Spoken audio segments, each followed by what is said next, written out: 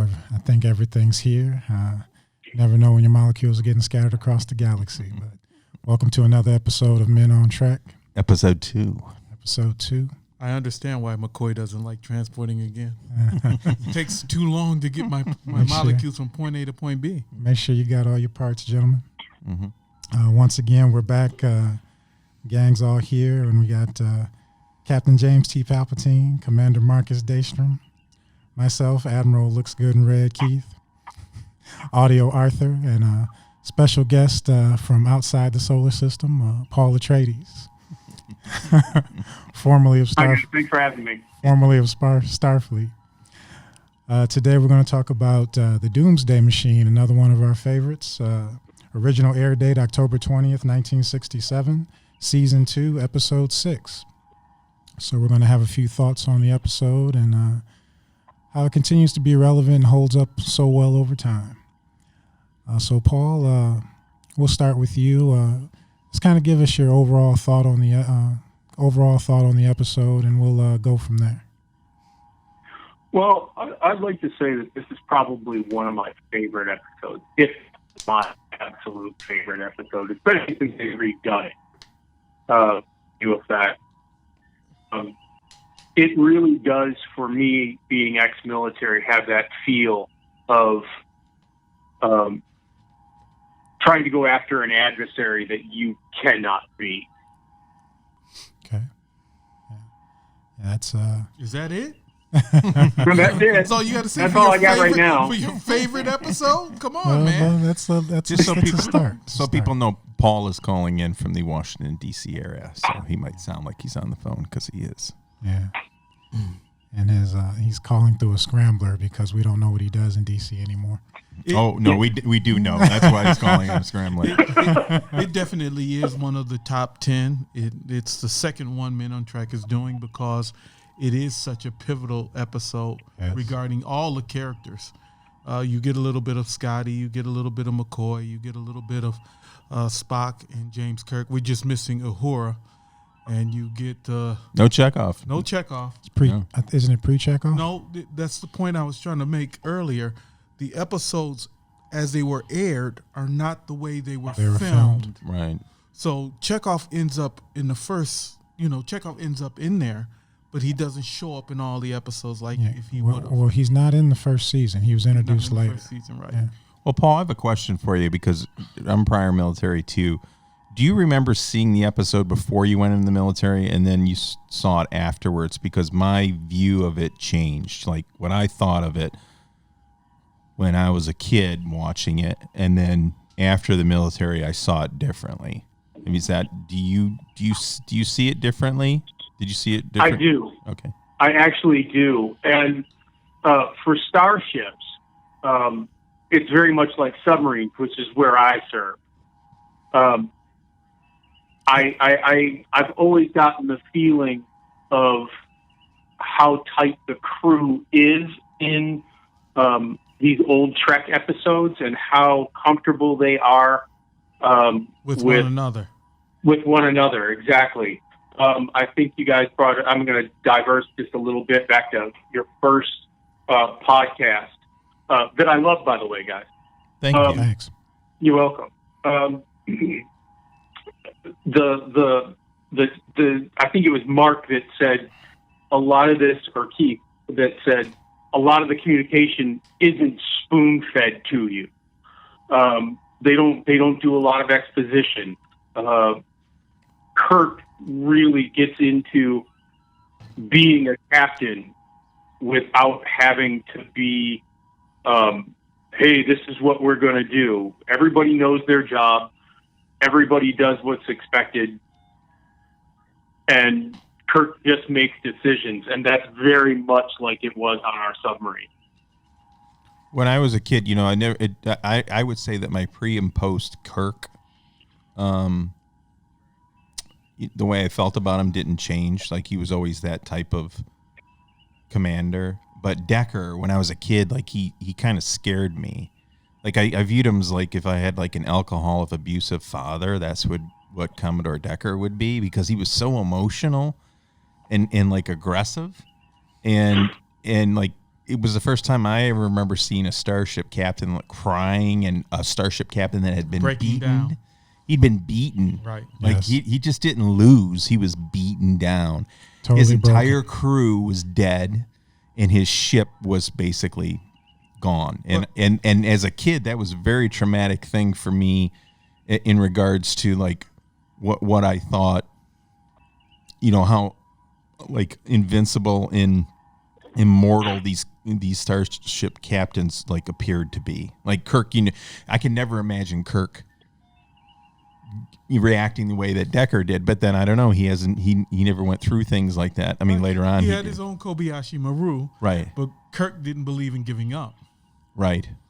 Decker got to the point, and then we got to go through the episode where he lost everything, and it was like, he became Ahab. I'm Right. killing the white whale, Right. regardless of what it cost us.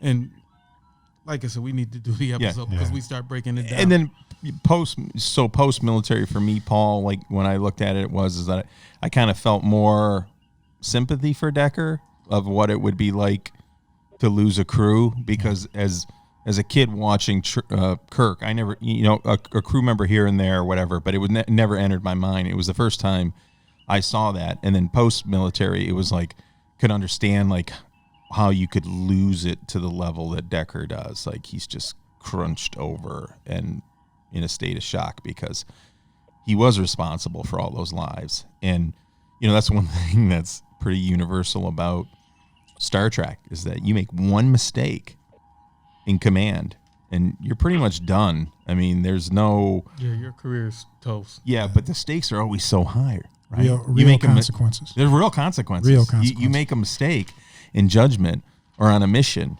and it's pretty total. Yeah, show that was one of my overriding thoughts, is real consequences that don't magically undo themselves. In a show today, they'd figure out how to save the other crew, or they'd be alive somehow. Right. In that episode, it's just a very matter-of-fact thing that 400 people are dead and you got to deal with it. Well, and he even tells you, and the actor that played Decker did a great job, because that was another thing I was thinking about, like suspension of reality. I mean, like, Disbelief. Yeah, like I didn't. He performed it so well that I never questioned that those things happened. Do you know what I mean? Right. Like there's some actors who they play a role, but then you're like, yeah, I didn't really buy any of that. But he was talking about his 400 people, crying out to him, and he couldn't do anything about that. Right. It's like you said, real consequences. So, and I know, and I'm kind of with you on that, Jimmy. Post military, especially again from a submarine perspective, where you can't just go somewhere else. These guys are in space, right? It's not like they can just jump the ship and just drop me off at the next asteroid. Yeah, just drop me off somewhere. They can't just exit the ship, right? They're a billion miles from anywhere. They're totally isolated. And for me, this brought that home to me. Yes. We're out in this remote sector of space, and one of our best ships has already gotten torn up. And we're the exact class ship, right? What did this? And I think you guys are right. This does show the fortitude of the crew. Yeah, and I think Mark's right. We'll start from the beginning, start working through it. But one of the things that you just said, Paul, you said one of their best ships.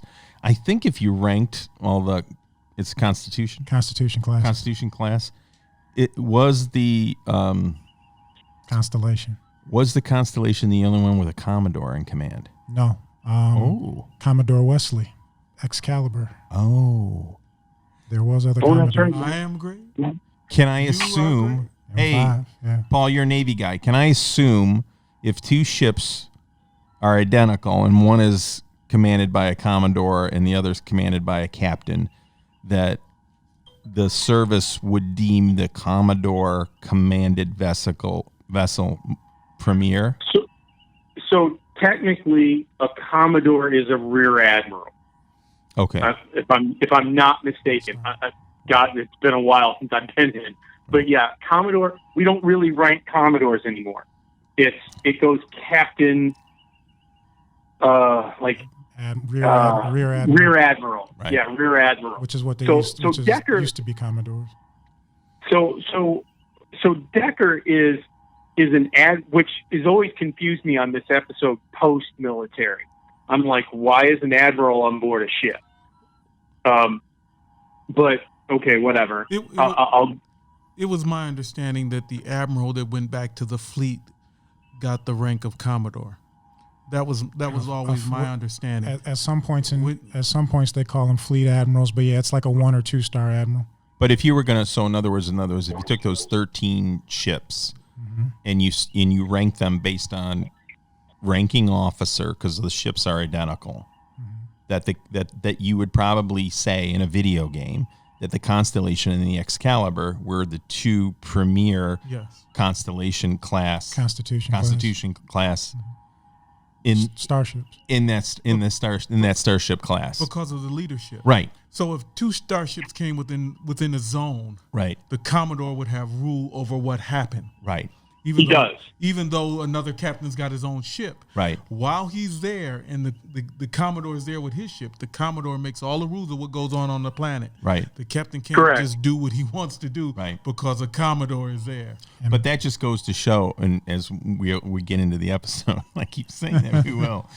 But if you said Decker in the Constellation loses, Kirk in the Enterprise wins in the same situation, that's that elevation of Kirk in the Enterprise. But it's always because in every episode, not in every episode, most of the episode, Kirk comes secondhand. Second person on the scene. He's the second guy on scene. So someone's already figured out some of the problems with their life.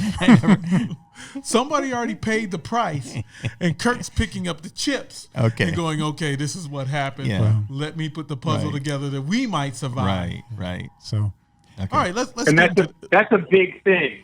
Yeah, it is. That honestly is a huge thing. It is. It's good to be second. It is. Because as far as starships go, all these guys are the cream of the crop. The captains are the top of the food chain. Right. Period. For multiple planets. These are the top of the top. Right. It's not just Earth. It's not just Earth. It's Right. all these other It's the United Federation It's of the United Planets. Federation of Starfleet. Planets. So these, as we said before in the previous Men on Track, that these captains are special. Mm-hmm. And thereby, everybody on the bridge crew is special. Right. You don't get to the bridge crew like TNG with Barclay. You got to be the best. You got to be the top of the food chain. Mm-hmm.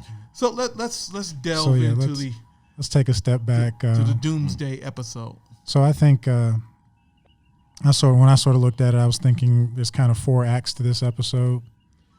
And I sort of think the first act is starting, of course, with the opening of the episode, the distress call, probably going through to when Deckard is found on board the ship and you find out that his crew is dead. That's sort of the first act. So let's get into that opening thing because I think what's effective here is the building of tension. You have the episode opens, the Enterprise is already on alert and they already know they're moving into an area and something has happened and there's sort of a mystery that has to unfold.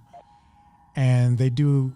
So let's talk about how that initial segment unfolds. Well, on how it goes, you get the distress call.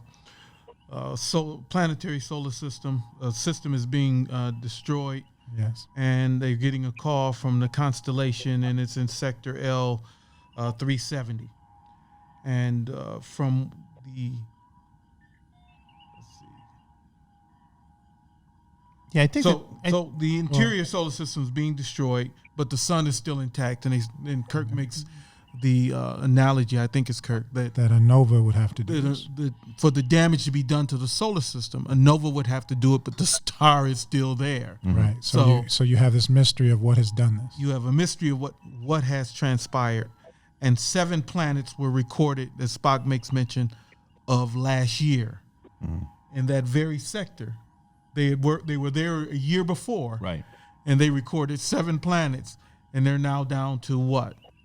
Was it 2? 2. Yeah, there were still 2 intact planets in the area. Was it the same system? I thought the first system was annihilated. Yes, you're right. The first system was completely destroyed. When they travel into the second system, there's still a few planets. You know what's interesting? And this is one of my right field things, so Mark will pull me back in. Why doesn't the Doomsday machine feed off of suns? Eat stars. Yeah. It's probably too big. Remember, we're talking about it can swallow the mass of 12 starships. Its maw is big enough for a dozen starships. Right. But when you really look at space, how big a sun is, Right. I don't think massive. I don't think it's size. I think it's construction. You have a physical planet versus a star, which is not. Well, look at what the Doomsday Probably more than machine it can does. take in. The Doomsday machine first cuts the planet up in chunks. Right. But that's a physical thing. A sun To is consume not. it. Yeah. It's not like it can just drive into a sun and start consuming the sun from the inside. Right. It can't. I don't think it could consume a star. Right. I don't think so either. Yeah.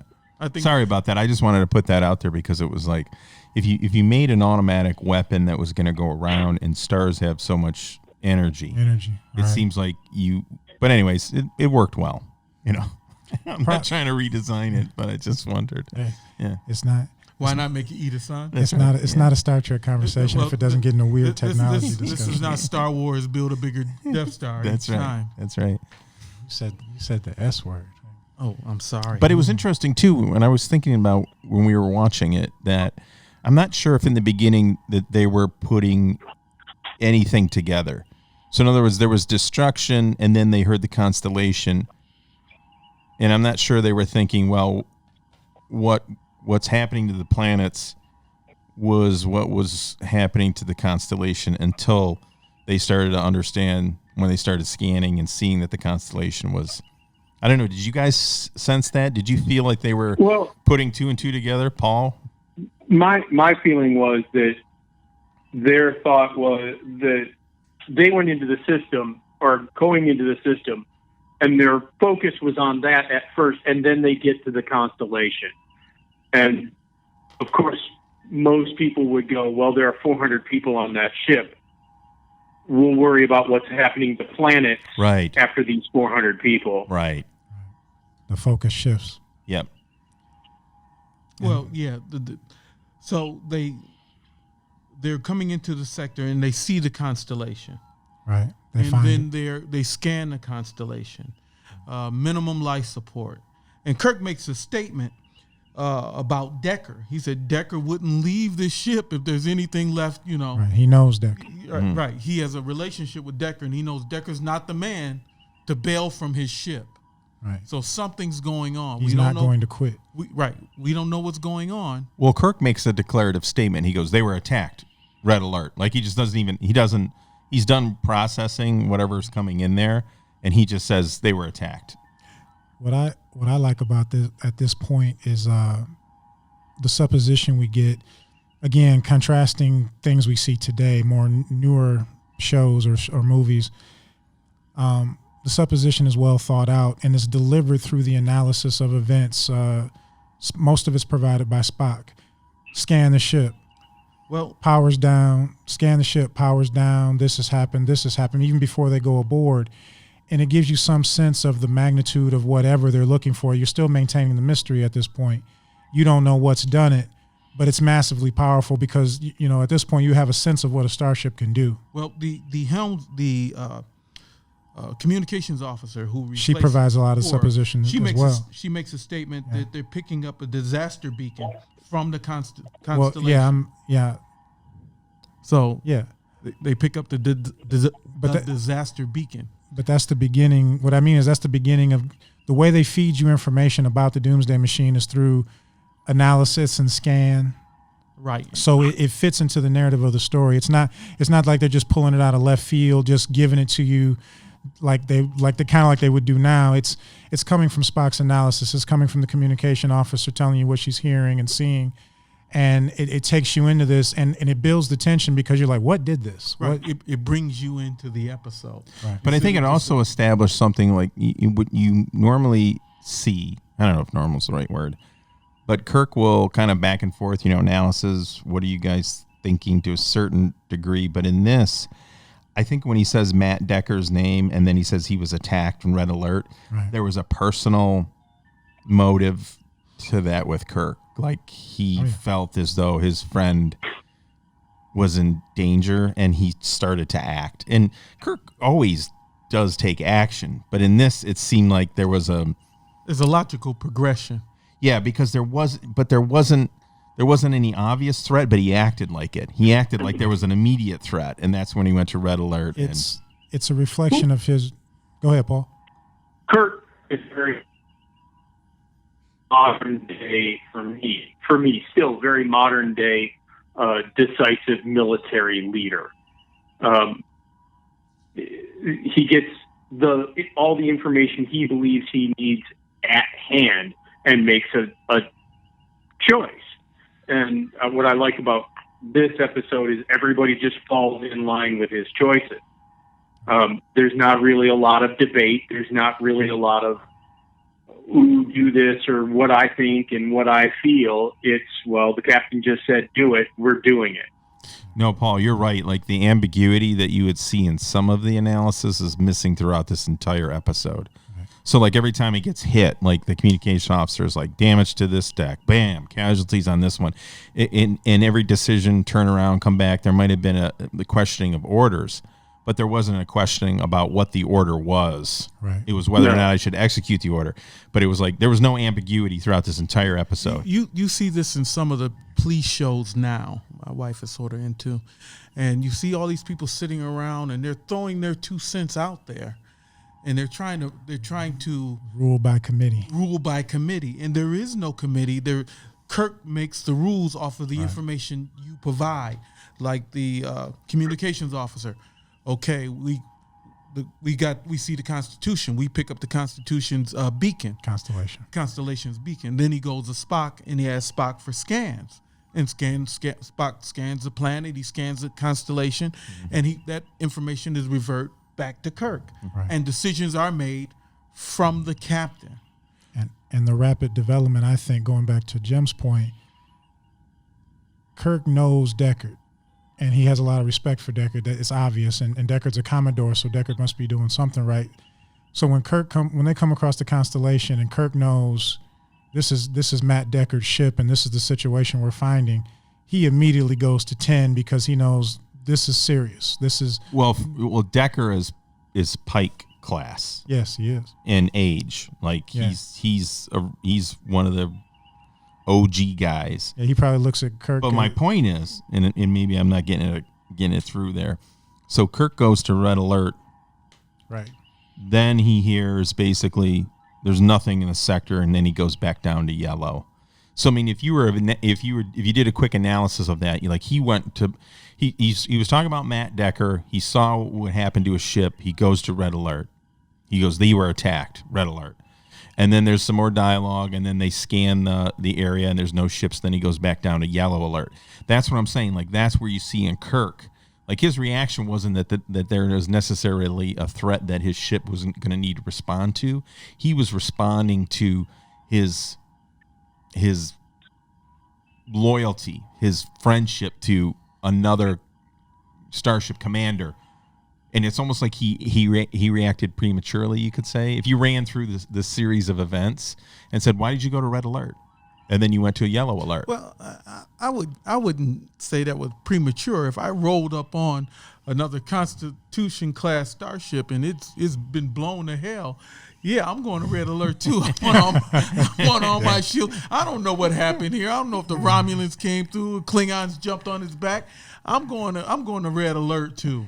Would you? I'm sorry. Would you? Oh, heck yeah. I think it's easy for me to sit here and say I go to yellow alert until I knew what was in the area. I go to red. Well, to your point, Jimmy.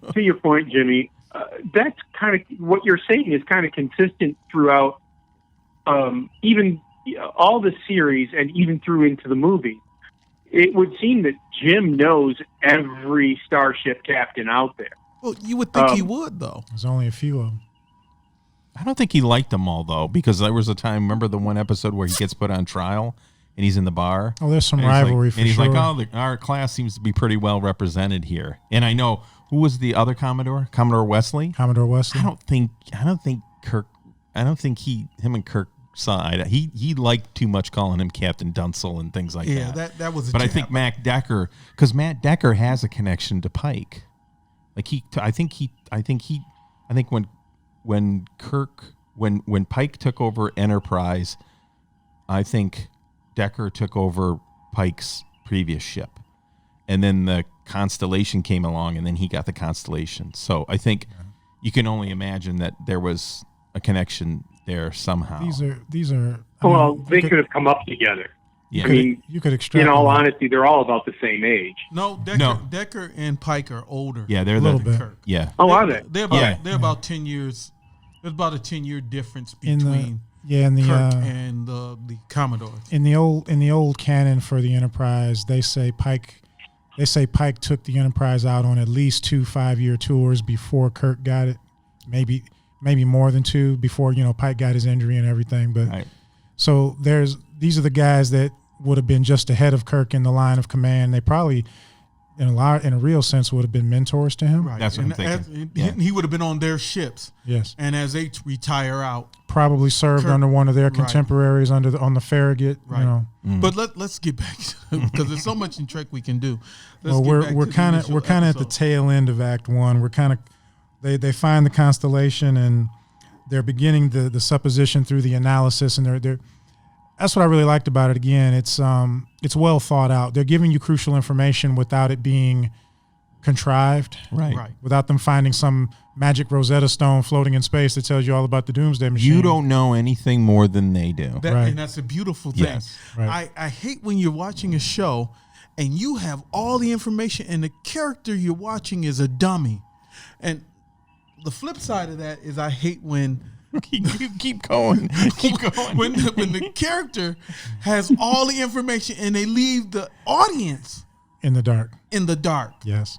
Now, Yeah. both sides of those are terrible, but So they do that now, and when I call them the murder porn shows that are always out there, they The procedurals. Criminal Minds. Criminal Minds The and all this other stuff. procedurals, yeah. Don't they show you the murder first or something? No, well they'll show you the murder, but they won't necessarily show you the murderer, and then you got to wait for the characters The on reveal. the screen to catch up. Right, but you know something that they don't know. Yes, is my absolutely. point. Absolutely. And in this old school writing that we uphold, you're finding it as they find Well, it. you don't that's- know anything more than they do, and you learn along with them. Well, that's where the dramatic tension comes from. You feel something, and we're a little ways away from it, but there's a mystery unfolding here. A guy who's every bit Kirk's equal or superior has suffered. A whole crew of people is dead, which gives it all kinds of gravity. A whole solar system's been destroyed, and you don't know what did it. And they're well into the episode, and you still don't know. Yeah, you're right, because I think I always underappreciated that. In other words, you beam on board, and there's not bodies everywhere. Right. Like all of a sudden everything is just gone. Right. And then you go and then you kind of find out what happens. But I think that would be something where you're like, this is not adding up. It's more disturbing than if they had just suddenly died. Well, Kirk makes that point to McCoy. He goes, "There's no coffee cups. This didn't happen instantly. Right. They had time to do something, to make choices, respond. and they're gone. Right. We don't know why they're gone. We don't know where they're gone. Right. But Kirk makes that connection, and you make that connection with them. It's the way the writing pulls you into the story, Right. just like Balance of Terror. You're riding with them. Right. It pulls you right into the story. And it's a different sort of thing. In Balance of Terror, you had a certain amount of suspense. You could see both players, and you were wondering who was going to make the next chess move, so to speak. In this, there's a tension building, and you want to know what's going on just as bad as they do. And you're heading for the payoff, but they go well into the episode before they give it to you. But there's a structure too that I think I'm starting to see, because that was an epiphany to me about the idea of you came on board and you're like, there's no blaster marks or Right. phasers, there wasn't hand-to-hand combat. Clear- they clear weren't damage. abducted. They weren't abducted. There would be signs of abduction or something like that. Right. Because it's almost like what the writers did is they went from the universe to the galaxy to the solar system to the planet to the ship to the crew to the captain. yeah. Right. They Yeah. had to go through that, I agree with that. inverse cake layer to get down to, well, what caused all this? The crux of the story now. Yeah, and it was two And- things. And and they keep you there. Right. They keep for you a there. while, The writing yes. is so good that it keeps you engaged. Well, as Captain Skywalker said, it brings us Palpatine. Palpatine. It brings us Don't down. demote him. It brings us down to the point of the POV of the captain, and you're dealing with the POV of the two captains. Now you get into the second part of the story, as you were Act 2, right? laying out. Yeah, in Act 2. Admiral Redshirt is that Kirk is now beamed over with McCoy and Scotty's boys to do a pre-flight of the ship, check and see what's Damage functioning.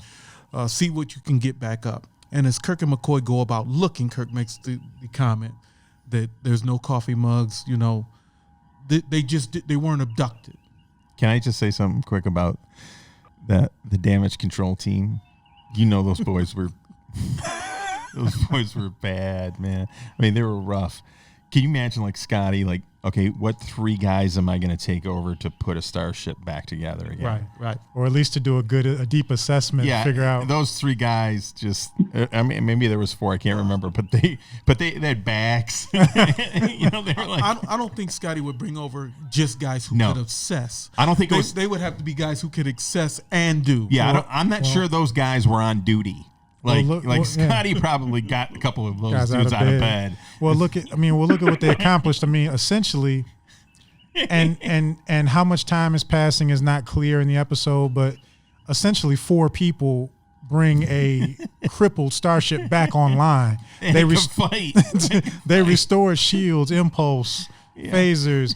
They get this thing as operational as anyone could hope for in a pretty short period of time. So Kirk beams over, as always, the captain, and he takes his prime guys. He leaves Spock on ship. Acknowledged. To handle the details. Mm-hmm. So him and McCoy are going through, and as they go through the blasted ship, they find Decker, and Decker is in a catatonic state. His eyes are open. Total shock. But he's in total shock. Mm-hmm. And then we get into the byplay, as you brought up, Jim, that we went down from a galaxy scale all the way down to the POV characters, right, which becomes Decker and Kirk, and the interplay between what happened, Commodore.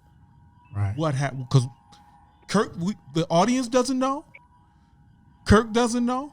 Nobody on the Enterprise knows. Right. The only person who knows what happened is Decker.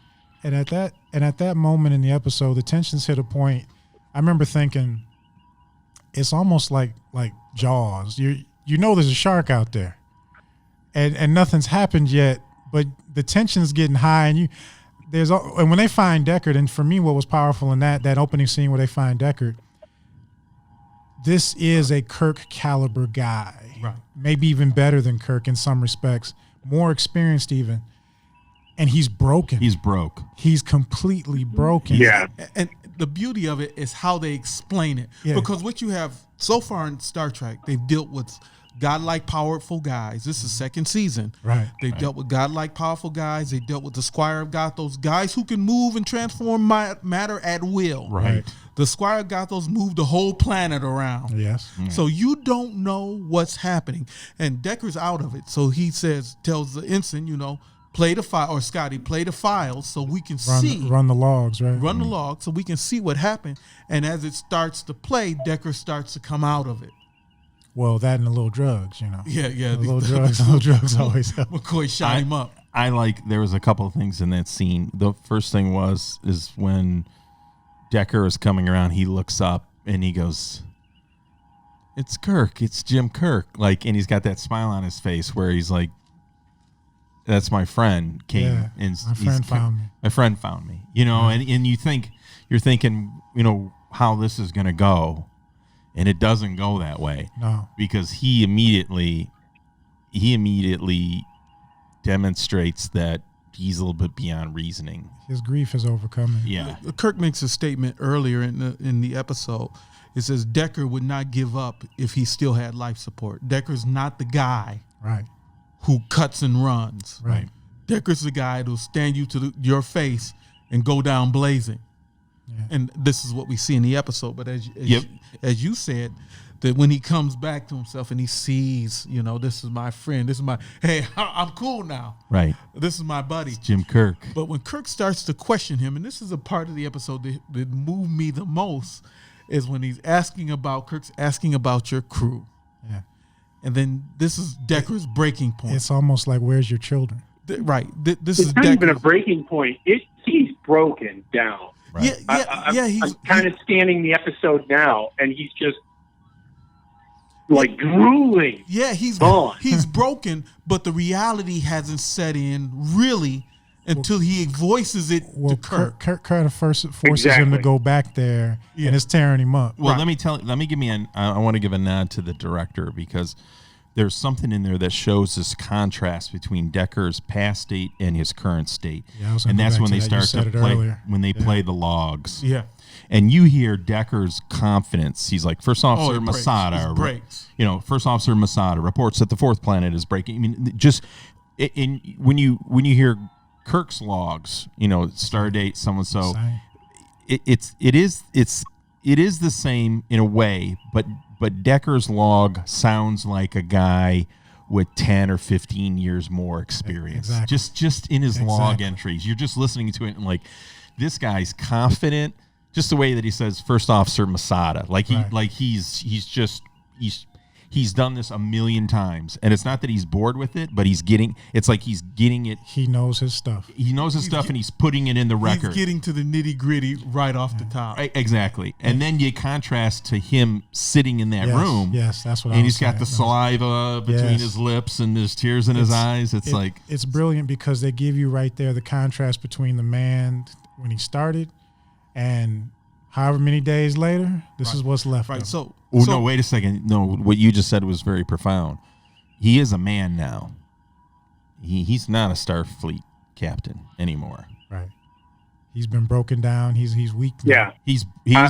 I'd agree with that. He's broke, and when he goes over on the Enterprise, he's still broke. He can't do it. He can't do the job that he's supposed to do. Right. He's a man now. Well, he's just a man. He's no longer. So before we get that far, let's go through that critical change. Right. In Decker in the show that everybody gets to see. Well, Kirk asks him, "Where's your crew?" And Decker says, "I beamed them down to the third planet." And Kirk says, "There is no third planet." And Decker responds, "I know that. Don't you think I know that?" Probably one of the greatest lines in the entire series. It's like one of those stupid questions. You say there is no stupid question. Kirk makes a statement, a fact, but Decker's like, Don't you think I know? I beamed them down. Well, flip that over though. Flip that over. And moreover, he's talking about how they're talking back to him as the planet is torn apart. Right. But when it comes really down to it, when it's that you're listening to your men die. Right. Right. And you can't help them. Oh, horribly. And there's nothing you can do. Horrible death. But flip that over for a sec. Flip that over for a second, because I didn't think about it till now. Kirk's asking the dumb question because Kirk can't wrap his head around it. Where's your guys? Yeah, what happened? Where's your crew? What do you mean your guys are dead? Decker wouldn't go down if there's life support. But it's for Kirk. For Kirk, it flips over. It's like your whole crew. Right. For real? Right. Yeah. There's a moment there. Kirk's not torturing Decker. I know. Kirk's like, you got to explain this to me. I don't understand. Right. Yeah. See, we have equation. We have the understanding that Decker's not a man if there's life support to give up. Right. So there had to be the overshadowing reason for his crew not to be there. And Decker tells him they got hit, they lost power just about, they were going down. He thought the only thing he could do was get his crew off because the thing was going to come back and blast the ship. Right. Well, he gets his crew off, but the power tries to do the noble thing. The power goes down on his ship, and the transporter won't work. The Doomsday device changes direction to the planet. It eats the planet. Just like it did throughout the episode, going from one energy source to another. And it destroys the planet. And Decker's sitting there. He did what he thought was right. Right. But it cost him his crew. And that's what we talk about in these old episodes writing, is that you can make the right decision. Still. And you're going to lose. And that it's just a perfect example. And like you said, with Kirk, the reason he's like grabbing him, He spins them around. He's grabbing them. He's going like, there's no way I can understand what you're telling me what you're telling me, because I don't see a swarm of Romulan warbirds or Klingons out there. There's no doomsday device out there. There's nothing out there. It doesn't exist yet. Right. It doesn't exist yet in Kirk's equation to solve. Right. And that just clicked for me because Kirk comes off a little harsh. Deckard's in this terrible state, and Kirk's like grilling him. Well, Bones tells him, stop. yeah.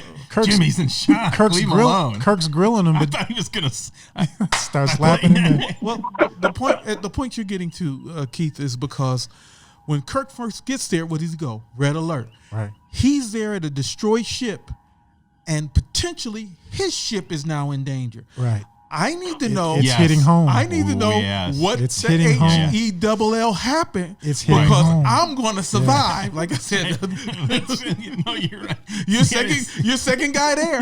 Like I say, fool me once, shame on me. Fool me twice, shame on. Right. I'm second guy here. Jim, don't you care about me and my crew? No. Really. I need to figure out what's going to happen to my crew. So what did he say? Get my ship out of there.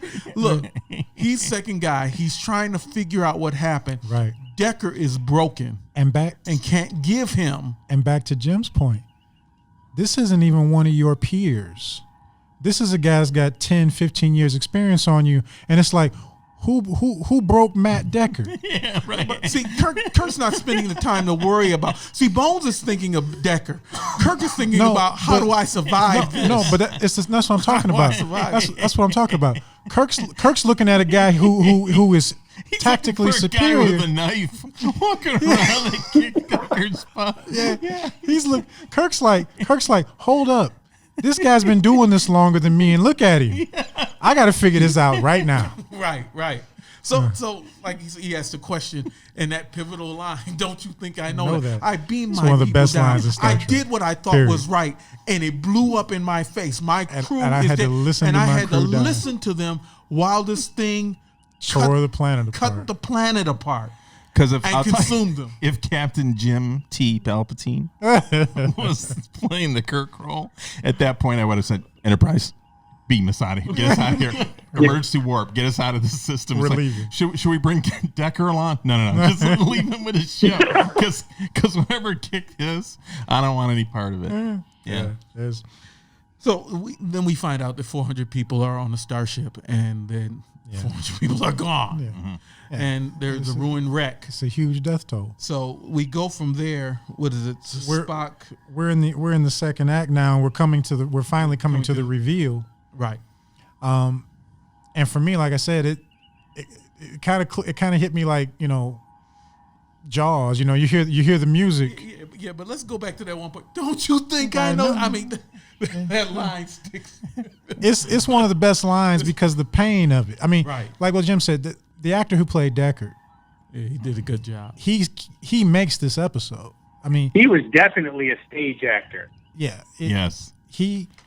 You're used to the other characters, Kirk and Spock, but to see this man who should be every bit as courageous and stable and smart as Kirk, if not smarter, just completely broken.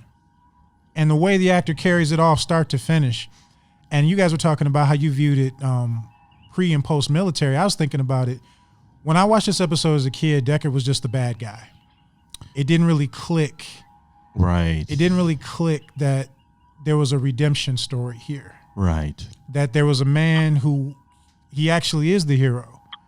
But you see it, definitely is the but hero. you see a hero broken, and you don't see that much. It's the old school writing in that Yeah. you don't have to love the hero. the hero. Right. And I didn't. I mean, to this day, I think I understand the point and what it is that he did and what he did it and how it was written, but I don't like him. Right. That's as you're saying. That's the point. You don't have to like Decker to respect Decker. That's kind of what happened for me. I hated Decker, but now watching it kind of critically, I guess with us getting ready to do this, I saw the tragedy of Deckard. I see the tragedy of Deckard, and I'm much more aware of his redemption in the end. because in the end he comes back to his senses. Yeah, I mean that's exactly what it is.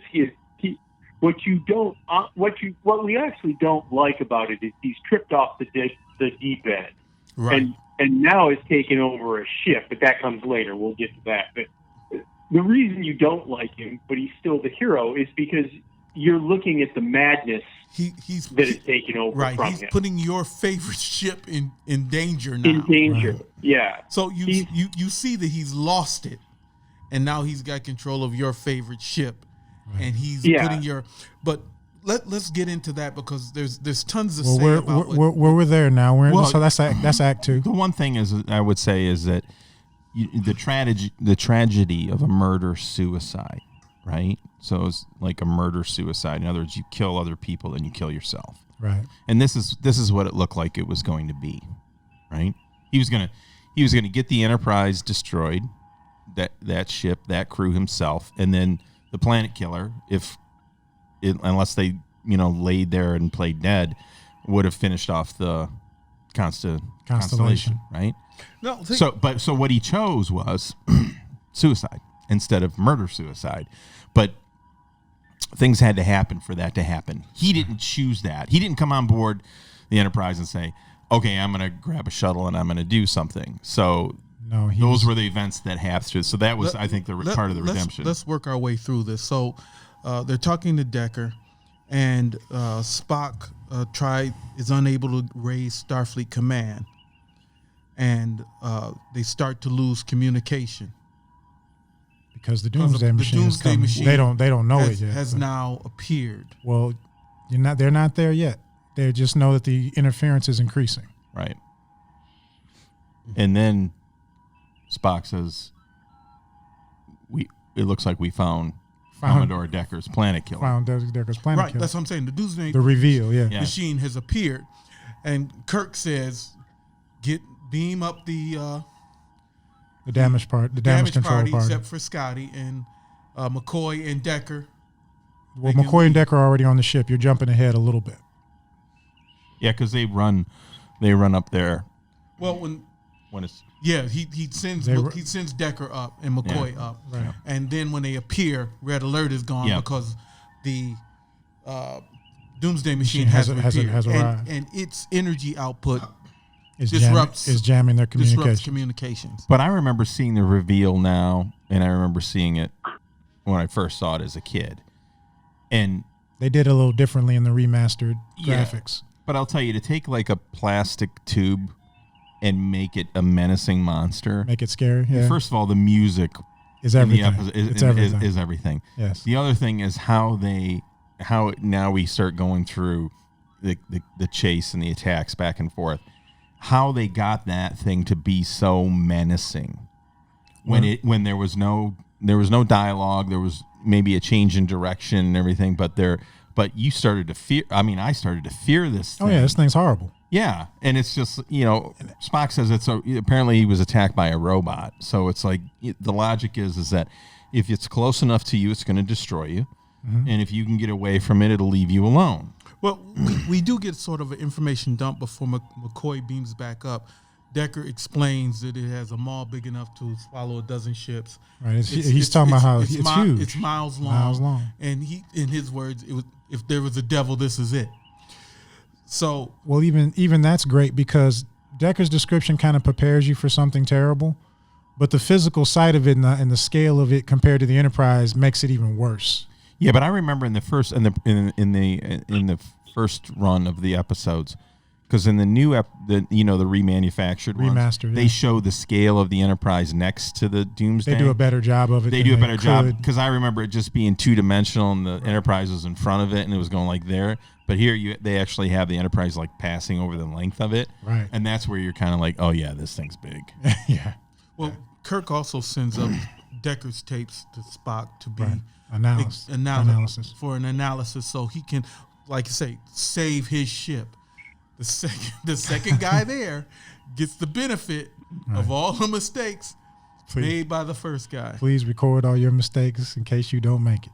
So, and then this is an interesting point that you had talked about, and we'll talk about it now.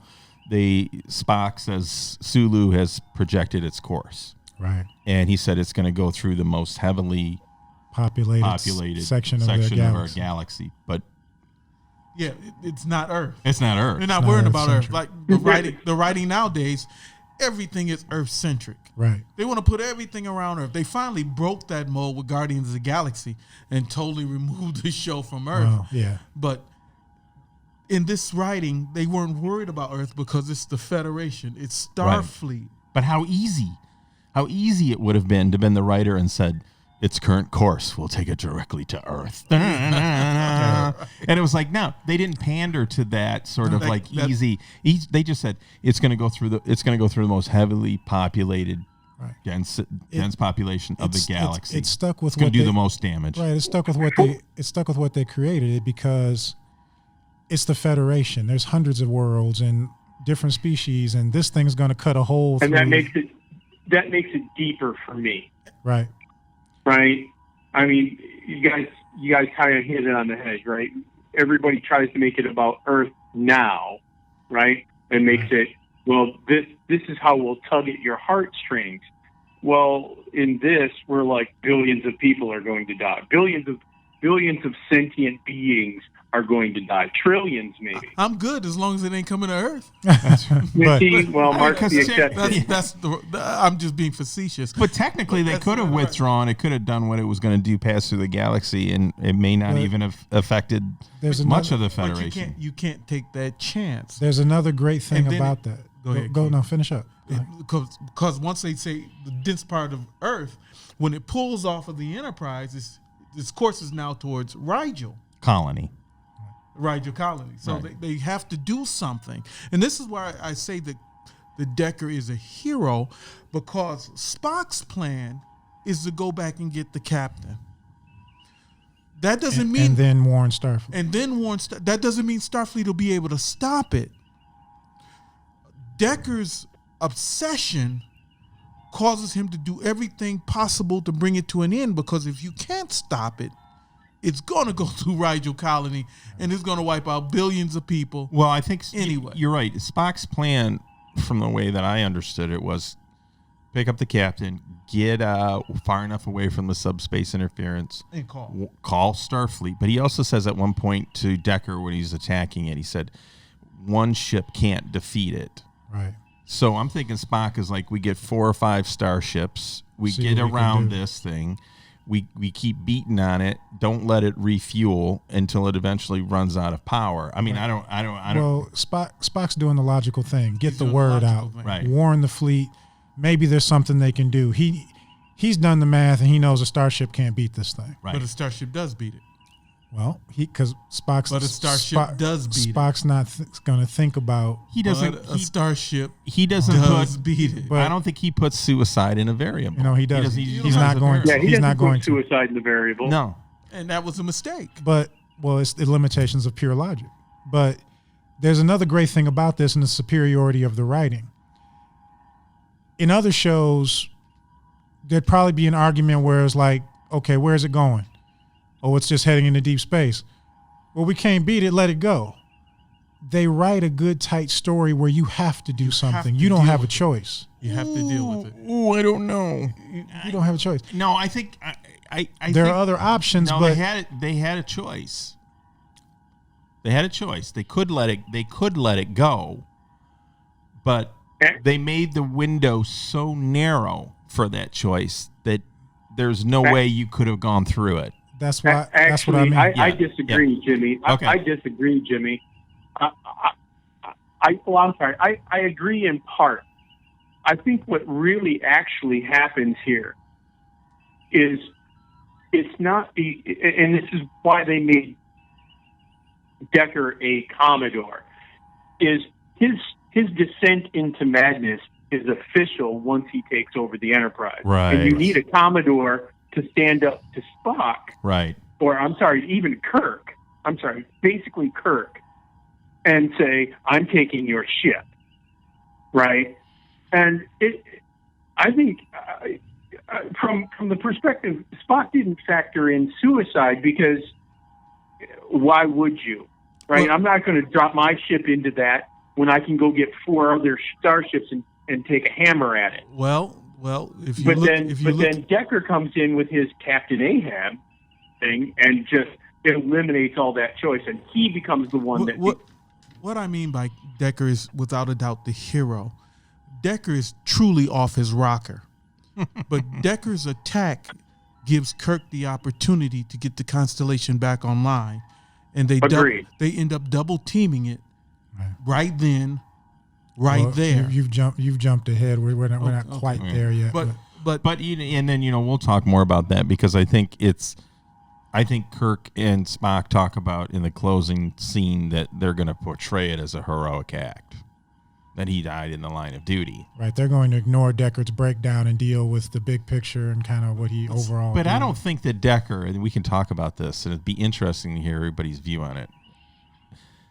I don't believe Decker thought what he was going to do was going to stop it. I think he was checking out. He was done. Yeah, he couldn't take it. He couldn't. Well, yeah. He wanted to hurt it, and it was the only way he could think to do it. Yes. I think that But it's more that case. I don't think he thought he could destroy it. I think he thought maybe he could damage it. And he couldn't. But either way, in a side by side or a subtext of that, he wasn't going to continue. Yeah, he's done. But that's interesting, Mark, what you said, and then how you responded, Keith, because now I believe that he always felt that there would be some way he could win. Because he kept arguing that. I got to get closer. I'm going to hit it at point blank range. It's like none of that worked. Remember, we're talking about starship captains. Yes. You don't go out into deep space for 5 years thinking that you're going to lose. Right. Yeah. These are guys who believe no matter what, right, I'm going to win. And remember what the final exam for this job is. Kobayashi Maru. I believe that's the quintessential character trait, right, of a starship captain is you're going to figure out a way to win no matter what odds you're facing. I would imagine when a guy takes the Kobayashi Maru, the passing grade is that you're somewhat surprised that you died.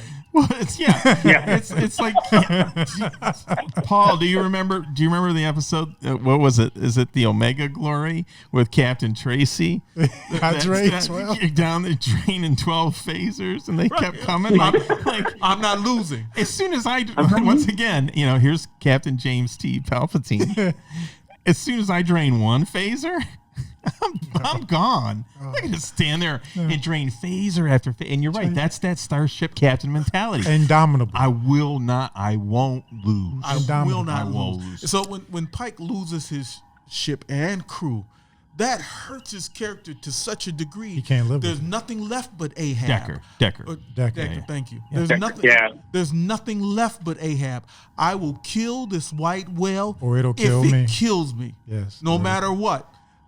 I agree. I'm getting it. I'll chase him round perdition's flame. Which gives Spock one of the coldest lines. Oh yeah. Of all time. Oh yeah. And he looks at him and he goes, "And what did it cost you? A wrecked ship and a dead crew." It doesn't even blink.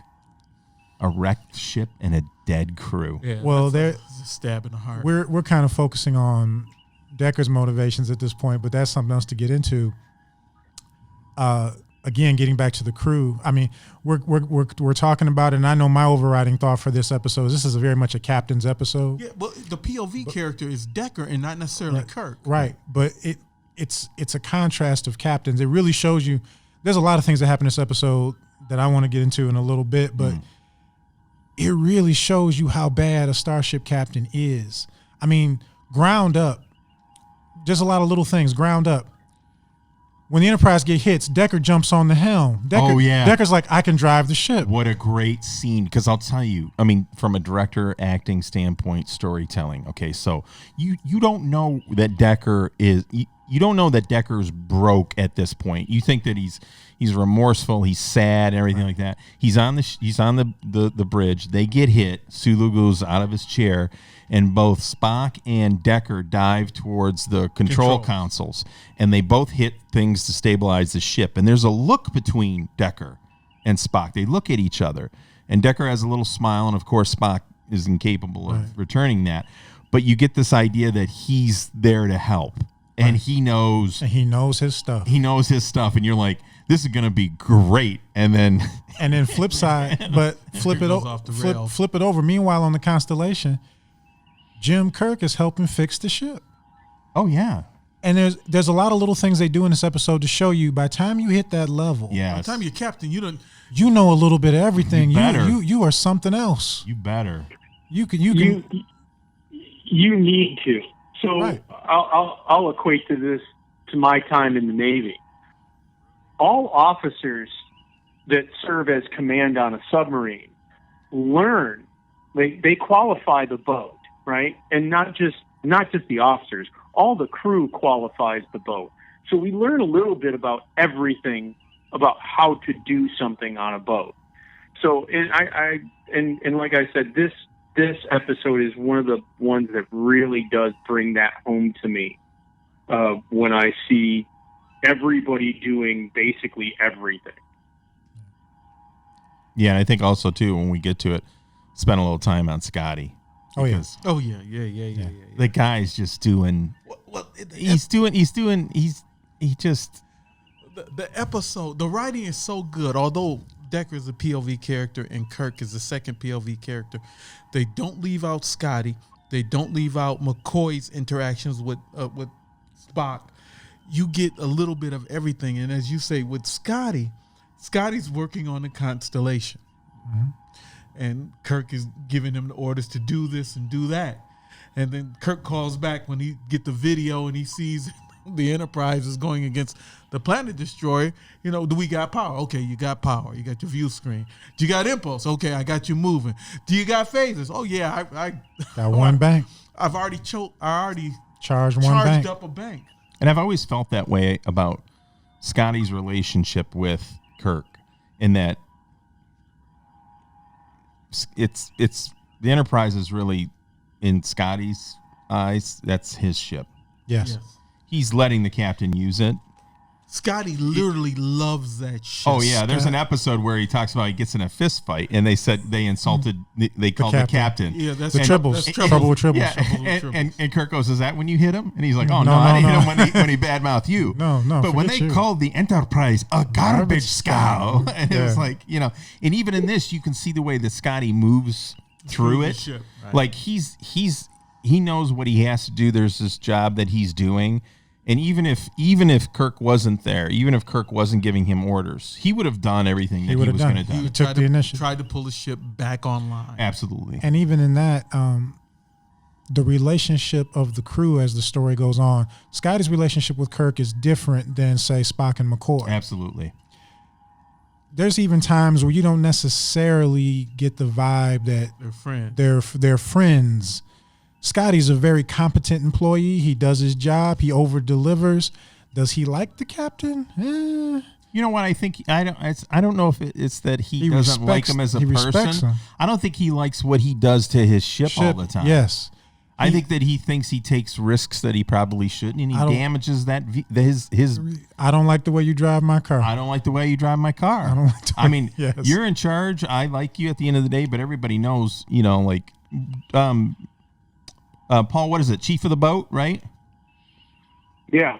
So the chief of the boat is the chief enlisted, and he's he's the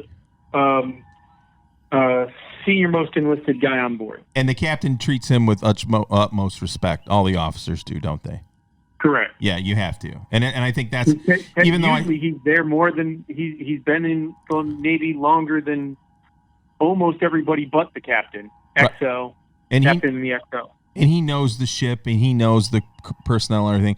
And I think that's what I've always gotten from like Scotty is like you could. I think somebody said one time, you get one. You can transfer with one crew member. Scotty's the unkillable red shirt. Yeah, but you get. Let's say you're going to get transferred. You're going to transfer to your own ship, but you can take one person with you. You take Scotty. Do you take Scotty? Do you take Spock? I'm taking Scotty. If I'm on a ship, I'm taking Scotty. It depends on if it's the same class of ship. Taking Scotty. I don't care what kind of ship. The reason I say that because Scotty knows the Enterprise. Scotty. Well, they had him on the Excelsior class. Remember, he comes in and he says, the more they overwork the plumbing, the easier it is to back I it guess up. I'll give in. I'll say yes, Scotty, because with Trouble with Tribbles, when they were going and they were relaxing, Scotty was reading technical manuals. Right. And Kirk had to force him to leave the ship. To leave the ship to go to the space dock so he could get some relaxation. And Scotty's just reading technical manuals. So right. Yeah. I guess, doesn't matter what ship it would be. I want Scotty at all times. Spock's useful in certain moments, but I need Scotty making things run. Yeah. Yeah. But then we get to when Deckard finally does the unthinkable takes over. If you know anything about military ranks and all that, it's perfectly reasonable, but you immediately know it's bad. The way it comes across, it's like, uh-oh. And what I love about that moment is it gets back into the relationship of the crew, like Paul touched on earlier. They know the regs, but everybody's kind of looking like, we gonna let this guy take over? All it would have took, if Spock had went no, everybody on that bridge would have jumped on Deckard and dragged him out. Decker who? He didn't make it over when we it was a transport. We had a transport accident. Yeah. Everybody, and it's compounded.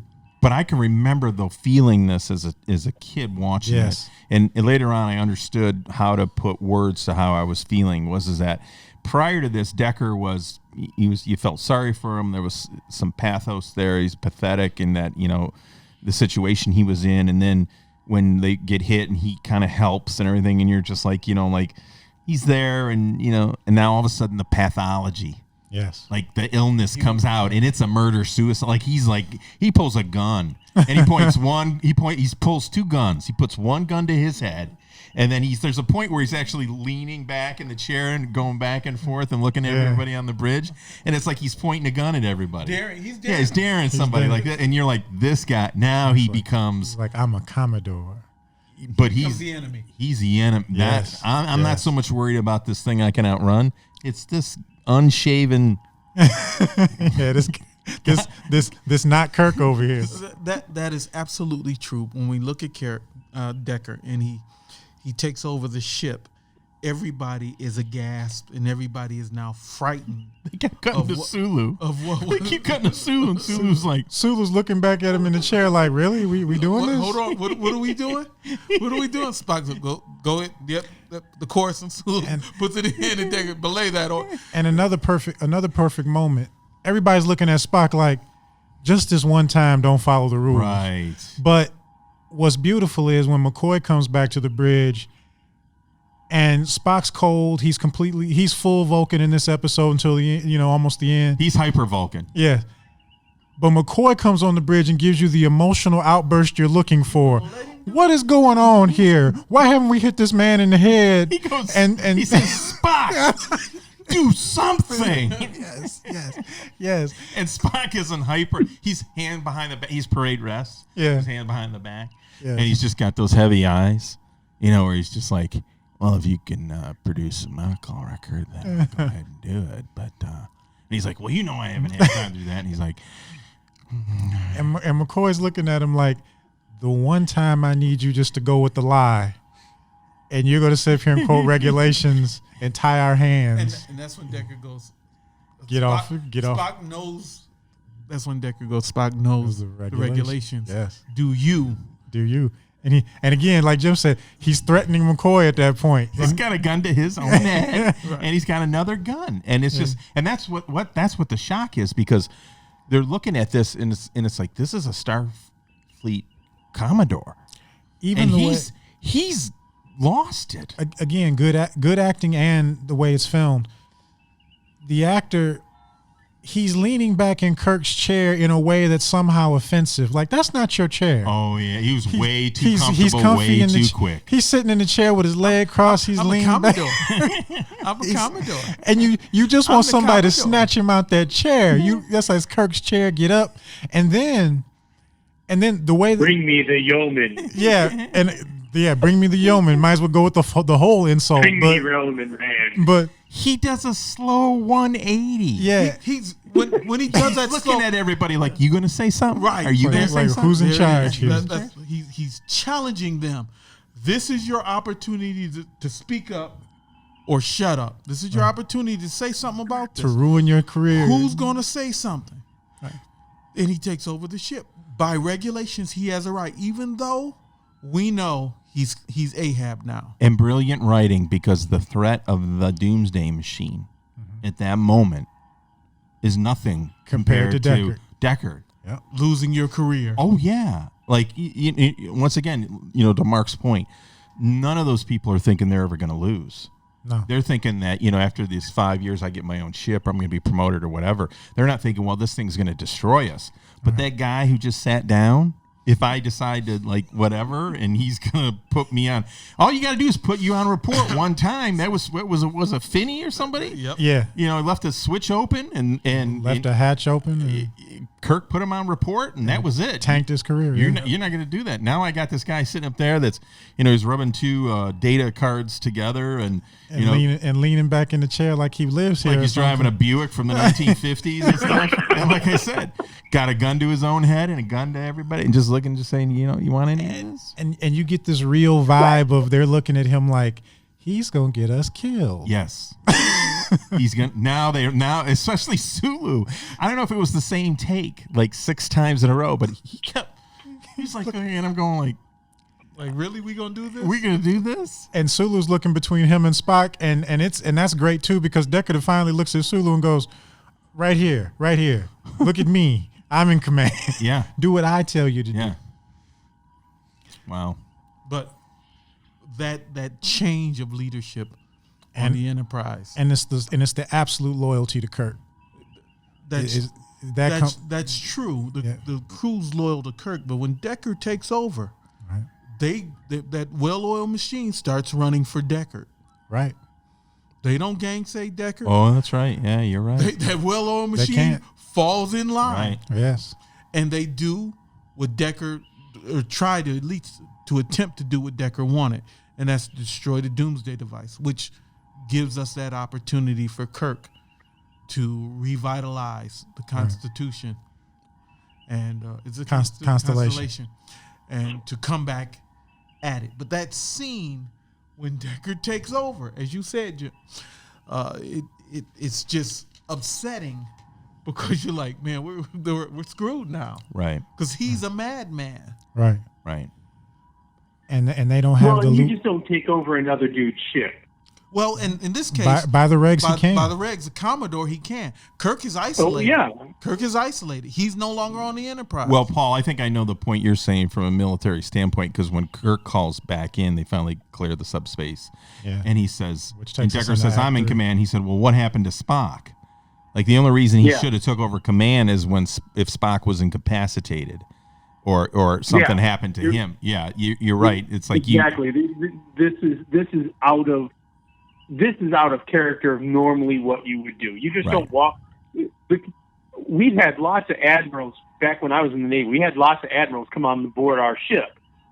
They didn't just go ahead and went, okay, I'm taking over. yeah, but you can't say that was in the time of war. And let's look at it this way. This is a time of a serious conflict that is detrimental to Rigel colony and billions of lives.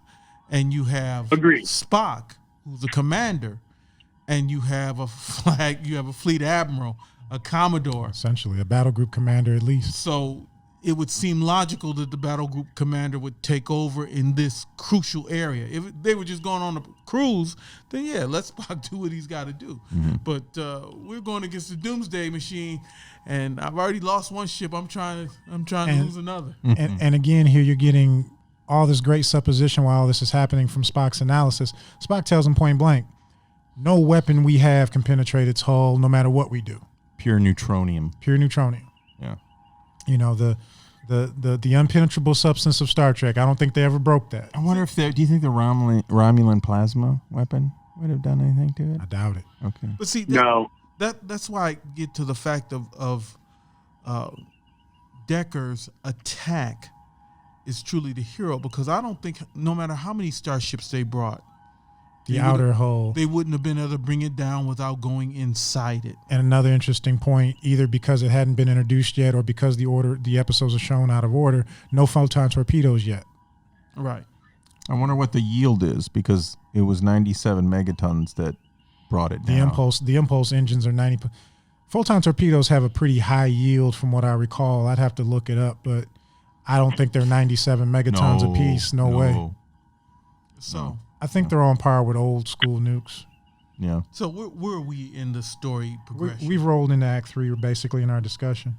Because So Deckard's taken over, the futile attacks have begun, the Enterprise is in danger, and you come to the point where Kirk's got the view screen going on, and this is round 2 with Deckard the usurper, because Kirk, the view screen comes on, and you get a complete flip who's of a maniac in charge of my shit? he's like you said, where Deckard answers, you call home and somebody that doesn't live there answers the phone, and you say, and he's like, where's Spock?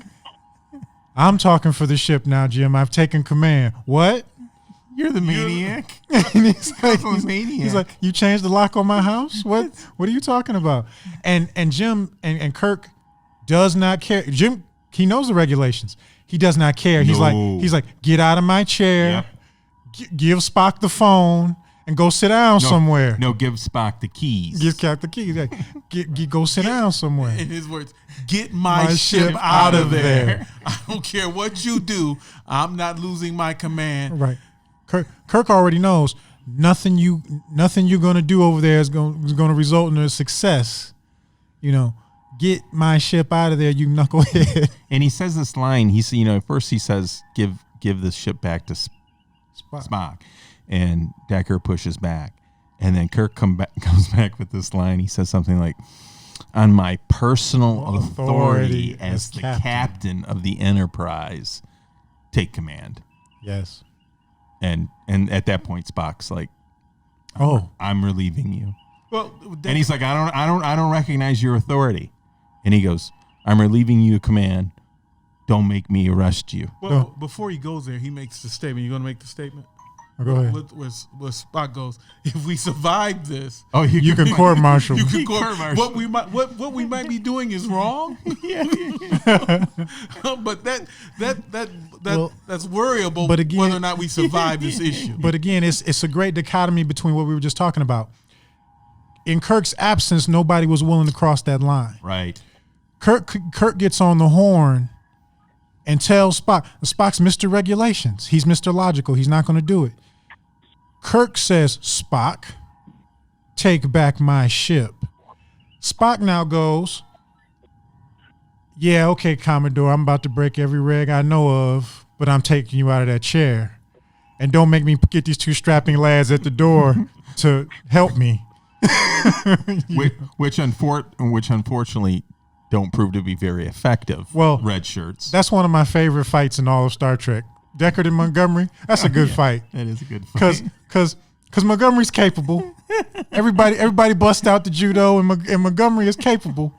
But Deckard's an old man, and he sucker punches him like 9 times, and he works the poor kid. He's on the ground pretending like he's out, and then shot to the groin. I mean, starts off with the sneeze. Oh yeah.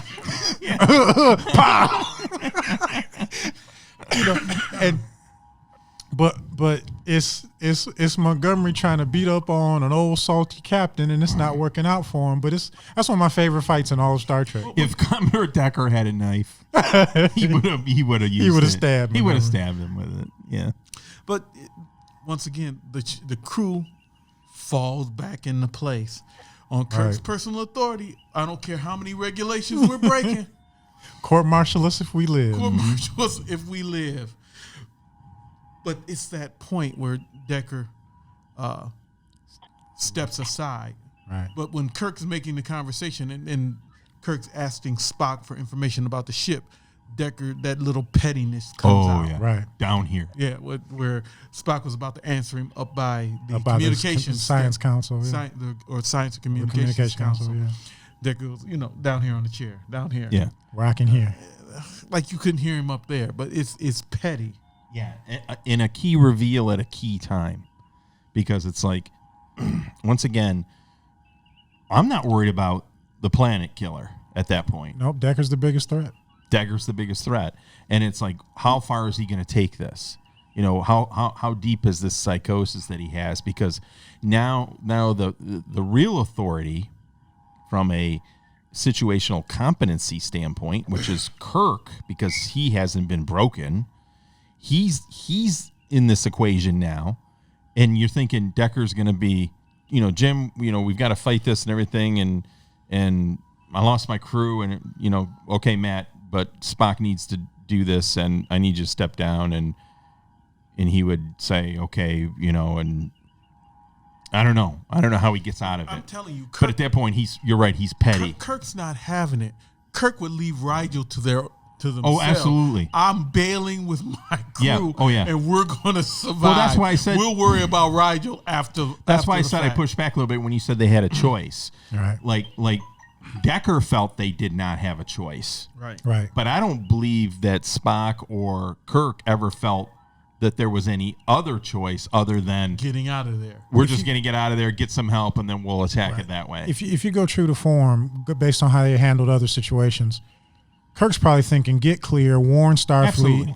Come back at And it. they probably would have came back at it, trying to try something else. Kirk wouldn't have given up. I don't even think Kirk would have been in the fight. I think he would have withdrawn with his damaged ship and said, you know, you guys handle this. I need to get some repairs. I think Kirk would have reengaged. I don't think he had a if he personal could figure I don't think he really cared about The it. crucial information we weren't given is how much time to get to Rigel. to get to Rigel. They left that out Right. purposely because that closes all the doors. But you know why I don't think he would have been? It would have been like because with Decker it was personal. Oh, absolutely. Right. Obsession. At the very end of the episode, you see Kirk go, you know, I found one of them to be quite sufficient, and he smiles. It's like to him it was like another mission, and like I said, it'd be interesting because if they did get clear and they did still have that 1 day of warp damage, because like you said, maybe the Doomsday machine warps from system to system. Maybe. And if they had to have a day worth of repairs or whatever, I don't think They he would couldn't have have said, kept up with it. yeah, I don't think he would have said, you know, don't engage that until I'm there because I want my piece of it. He Although- just been, let me know what happens. Although based on how it had some trouble catching the Enterprise at impulse power, I don't think it worked. I don't know because But maybe. remember when they first get there, it's not on screen at all. And then it's there. It's not on screen at all. So And it then came in out of somewhere. It enters the system, yeah. So it must have limited impulse, but warp capability. Maybe. Well, So- the other thing is that I don't think it has offensive programming. It only goes into a defensive mode when you get close Attack. to it. You can sit back and watch it chop up planets. And It's yeah. not going to mess with you. If you don't attack it and you don't generate a sufficient power source, it seems to ignore you. Well, Spock, Right, but I think then it scans the area and goes, oh, no more planets. Scan next planets this energy way. source. Boop, warp to there, and then Yeah. impulse around and chop up planets. Yep. Probably. Yeah. But- So Go ahead. yeah, we're into this act where you see the flip because now Kirk intervenes. Montgomery gets his beating, and Deckard and now Deckard has, and it's crazy because this is the flip where Deckard kind of comes back to his senses and redeems himself, even as he commits suicide, as you put it, Joe. But let me put something else in here. Once again, another nod to the director and to the writers in the story. Okay, when they cut to Decker, you don't know where he's going, but he's got a phaser. Okay, he's got a phaser in his hand, and then they show as he's kind of coming down the hallway, it says shuttle bay or something. He's heading like that. he's heading for the shuttle deck. Right, He's on the shuttle deck. but he's got a phaser in his hand when you first see him. Yeah, And he's you're got like, Montgomery's phaser. yeah, and you're like, is he going to shoot his way back onto the bridge? I mean, where's he going with this? right after the fight with Montgomery, when he appears, But they show him he's got a phaser in his Yeah. hand. right after the fight with Montgomery, when he reappears, it shows that he's on the shuttle deck Right. and he's running to a set of doors that are not normal. Do you think Decker would have? Do you think he would have? Do you think he killed? First of all, did he kill Montgomery? No, he didn't kill Montgomery. Okay. Secondly, he's got a phaser in his hand. Do you think it would have been set on stun or kill? I think it's done. Okay. Stun if he had to shoot anybody. Okay. That's good to know. He's going, and he's either going to, well, he's going to try his luck with the Shuttlecraft. Doomsday device, because he makes a statement. He makes a statement in the Doomsday device that he's going to ram it right down his throat. Right. Let's see. So he gets in the shuttle. They recognize that he's in the shuttle, and Kirk starts to talk to him. Right. And Spock says, "I must insist you return to the ship." And you said yourself, Spock, this is Decker, there's no way to blast through the hull. I'm going to take this thing right down his throat. So he's thinking that hit it from the inside. I'm going to sacrifice my life. The good of the many, or the good of the one. I still don't see him doing that. I see him. He wants to end it. I think, and he thinks he's going to be able to hurt it. But I agree with that. I think you're both right. I think he can't go on. It's too much. He wants to die, but at the same time, he legitimately wants to stop it if he can. Do the most good. Yeah, I think he's kind of comes back to himself in this moment. There's a great Spock command image in that scene leading up to it, because Sulu goes, "Mr. Spock, someone's opening the shuttle bay doors," and Spock just says, "Close them." Like he doesn't ask, well, why would somebody be doing that, no or is question. there a shuttle? Right. He just says, "Close them." Yeah. Like that. It's just that's just classic Spock in command, because it's not like a Kirk command. Like a Kirk command is Kirk is going to close those because he needs time to figure something out, or he's still processing, or he's made the decision. He knows what the next step is. Spock is just like, it's like the door's open, close it. That shouldn't be happening. Close it. Well, close it. On the shuttle, there's a three-way conversation. There's Decker, there's Kirk, and there's Spock. Right. And Spock's trying to reel Decker back in, and Kirk's begging him not to do it. Kirk's begging him not to do it. You're a valuable asset, and that you're a Starfleet and that's captain. And that's why I call it redemption, because in that moment, Kirk's words in that moment kind of get into what we're talking about. This episode's about captains, how rare they are, how special they are, how important they are, and Kirk's like, fried or not, don't do this. It's a waste of talent. It's a waste of resources. Don't go out like this. Yes, but, which is just a cop out of saying no. I think that there's a couple of things there. One is, if we go back to where they first found Decker on the auxiliary bridge. Yeah. And Decker's already got a stimulant, and he says something, and then he crumples back, and you see Kirk move towards him for a moment. He leans towards him like he's gonna I don't know what, give him a hug or put his hand on his shoulder or do something. Pick him up. And then him. he pulls himself back. For a moment there, he's like this, that. And you guys use the term, Kirk is begging him to come back. I got a couple of things out of that, and I don't necessarily, I wouldn't classify him as begging. I think one is he's trying to reason with him. Yeah, that's probably that what he's going to do is really not going to mean anything. Yes, right? Yes. From Kirk's point of view. From Kirk's point of view. And then at one point, and this is probably just unique to me, or I don't know, Paul, maybe this is the military side of me. At some point, I thought what Kirk was saying on an open channel was so that there would be a transcript of him sort of trying to say, Matt, don't do this. Yeah. But at the same time, go ahead, Paul. What are your thoughts? Yeah, don't do something stupid with two ships. Right. Don't. A lot of this, what we're talking about, and I'll go back just a little bit.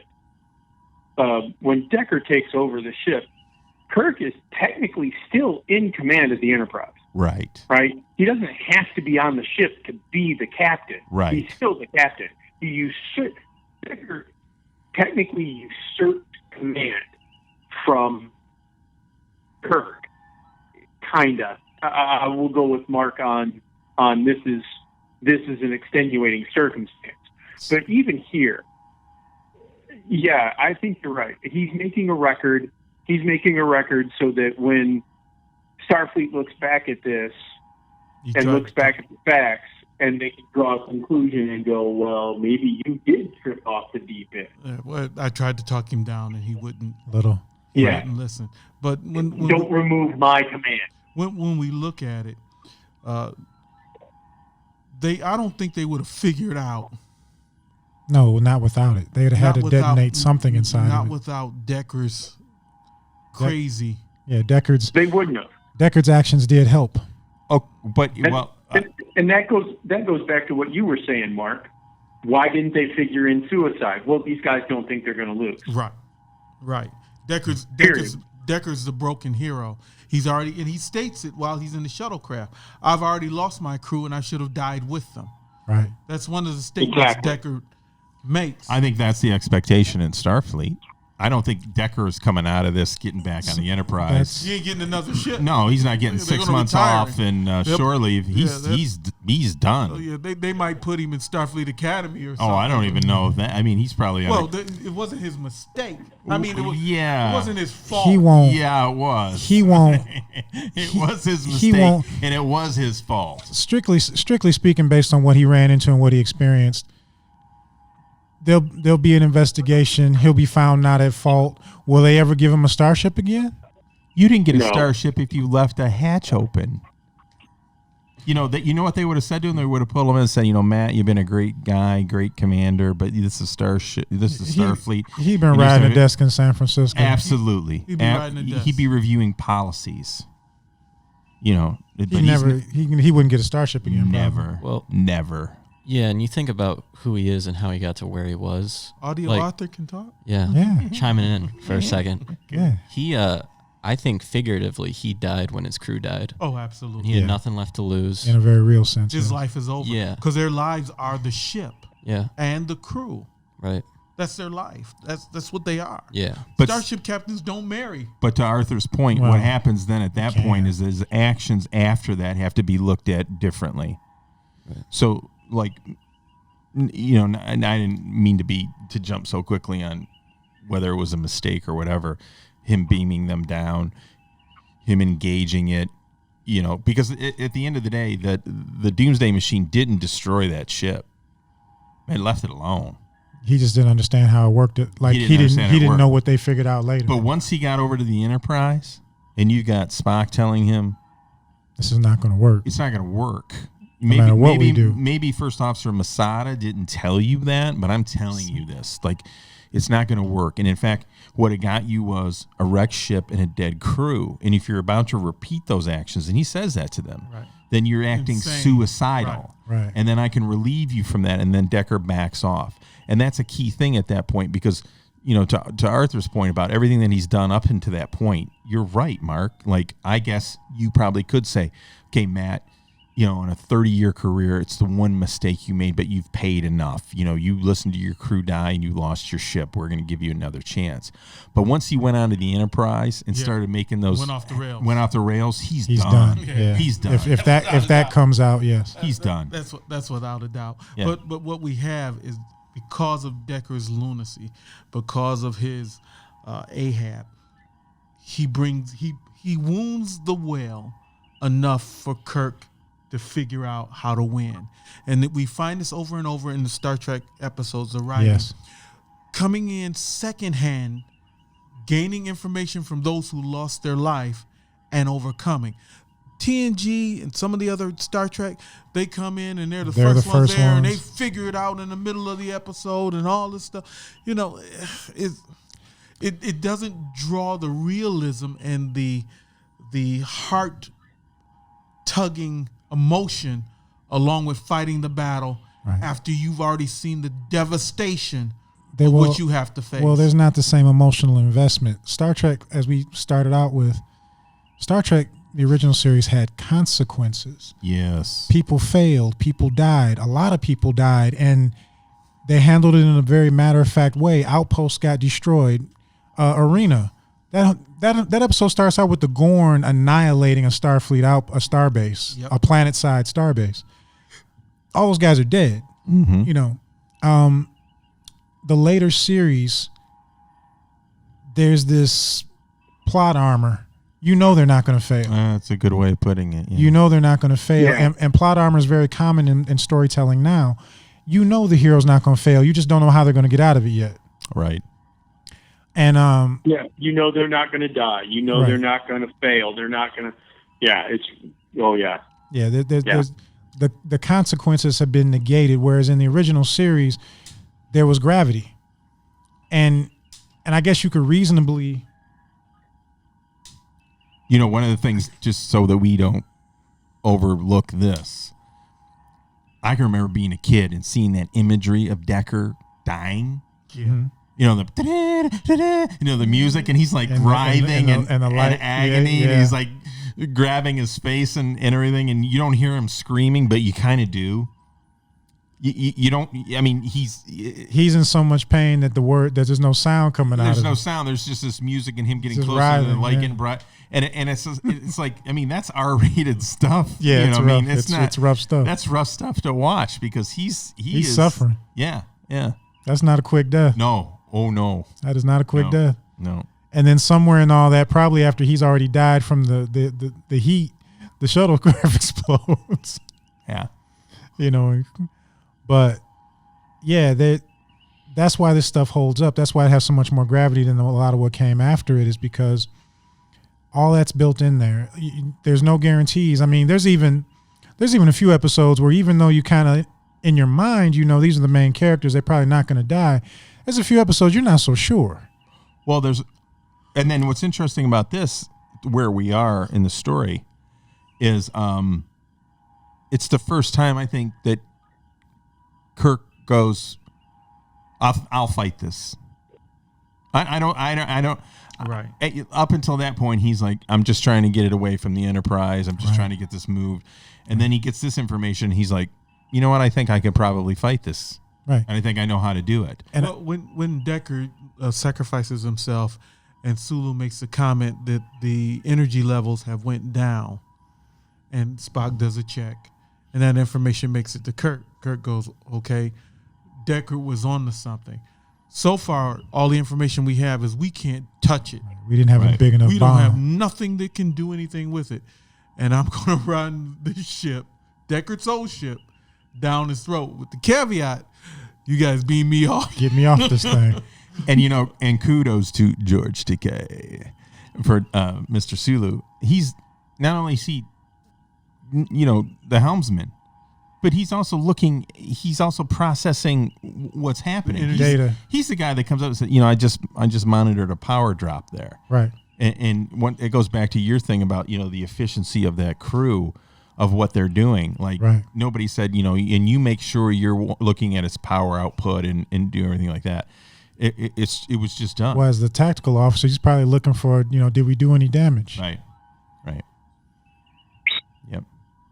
You know, then the transformers get repaired, so they can potentially transporters getting repaired. and they can potentially kind get of get repaired. Right. There was an interesting thing that I picked up on that I never paid attention to, in that when they bring Scotty back to the ship, Scotty in the pattern buffer getting re-energized onto the Enterprise apparently can feel that it's wrong. Yeah. Because it takes too long, and as soon as he materializes, he goes, "What's going on with that thing?" Yeah. So it just gives a whole nother weird angle to the transporter. Is it Commander Kyle or that is Commander Kyle? That is Kyle. You see, that's one of the times you see him. Yeah. But it gives you a whole nother weird angle to the transporter. And listen, for our listeners, Paul Atriedes looks very much like Commander Kyle. He does. He does actually. Yeah. He does actually. Yeah. So Kirk comes to the understanding that he's going to do the same thing Deckard does, and he's going to ram Deckard's ship down its throat and choke the beast. And overload the impulse engine. And overload the impulse engine. He gets the numbers of the yield the impulse engine's gonna 97.835 megatons. So that's his decision. But as we say, it's a captain's decision. It's a captain's point of view. Right. They don't have the energy to run from it. No. They don't have time to repair the Enterprise. No. The Doomsday machine has to be taken out, or the Enterprise will be destroyed, as well as Rigel and who knows how many others. And whoever else. So Kirk takes it upon himself that I'm going to do what Deckard did. and bring it in. And that's why I always say that Decker is the hero. Thank you. He's not the most favorable guy. He's not the likable hero. Well, that's why I call it his redemption, because in the end, it's the best possible outcome for him. If he had lived, if he was just on the Enterprise and they threw him in the brig or whatever and figured it out and went on back, he's not the hero. You know, he's in trouble. He was never equipped to deal with his failures at that level. Oh no, he'd have been a drunken idiot. Yeah, in a year. Yeah, that the loss of his crew, how it happened, Well, how he he had to go says- through it. he says, "I've never lost a command before," Right. and you see the way that he says that. Right. Yeah, he's never lost. He's never lost a ship, and I think some of that is of course, it's that sobering reality that your decision. You're not invincible. Your decision caused the death of all these people. But I think, and once again, it might be me putting too much into it, but I think it's also when he's kind of like, I think he has something in his hand, he kind of tosses it away, is that he knows that that's the end of his career. Just for a He's joke, done. when Kirk decides to set the Constellation as a bomb, Yeah. and Scotty comes up and goes, "Okay, this is a switch. Hit that, 30 seconds is gone." And Kirk goes beam over. Scotty don't go, "Be careful, be safe." Scotty walks and stands. Well, he says something about good luck, Captain, or something to that effect. He beams off. But again, that's that But once different again- relationship between Scotty and Kirk. No, I think that, but I mean, I think You're it's like, what it's. Hold on. It's armed now. Let's see what Scotty says. He says good luck or something. Presses 1, 30 seconds later, poof. He looks at gun. Once this is activated, there's no way. Kirk understood. Mr. Spock beamed Scotty aboard. Transporter stand by. Oh yeah, he said, "Good luck, Captain." But you know what I think, and once again, it's this idea of the writing and the character development and everything. You know what I think Scotty is thinking?